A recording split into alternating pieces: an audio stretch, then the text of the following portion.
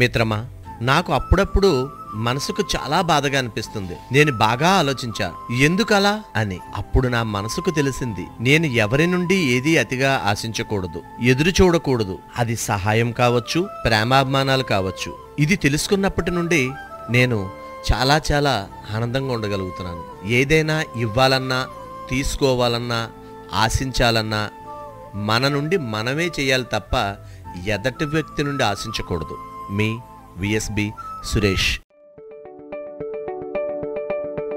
SS Developers Rajahmundry, world's best facilitated venture started. Open flat, independent houses, villas, bungalows, education recreation. SS Developers very spacious atmosphere.